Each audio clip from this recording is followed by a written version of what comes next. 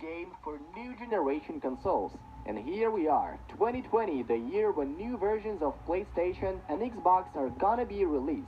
And now EA has got no place to hide. They should present a new engine in order not to lose fans' loyalty, which is not as high, by the way. According to what we have heard from developers, they are planning to surprise us with a new engine. Number 2. The influence of the weather on the gameplay. Game developers have been talking about dynamic weather change in matches for long, but all they have managed to do so far is about a visual representation of the weather. Snow and rain do not affect the gameplay.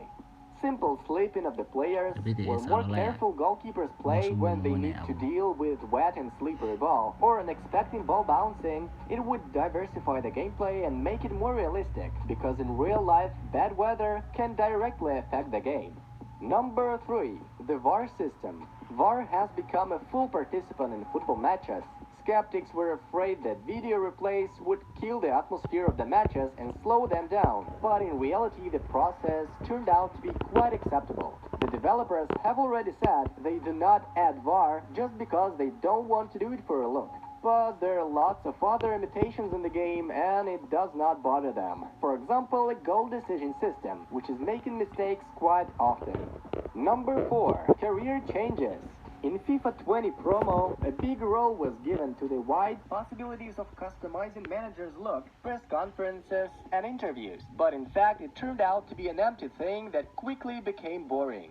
From year to year, fans expect other not-so-big changes in the career mode. For example, improving the youth academy, simulating matches of the youth teams, and letting us track in young talents, just the way it happens in reality. A system where scouts just bring players in and sign them right away is nothing more than a fantasy.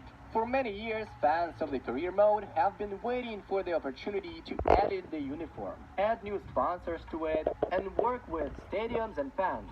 The attendance of matches in different tournaments looks unrealistic. Whatever the match status is, in FIFA it's almost the whole stadium full. It would be also cool to have statistics and achievements of players for past seasons, because now after each season, everything starts from scratch. Global statistics in one of the ancient parts of the past were implemented at the primitive level and included the number of matches, goals and assists for a career. But it was also very interesting to watch. In general, a stream of fantasy about a career mode can be absolutely inexhaustible. Number 5.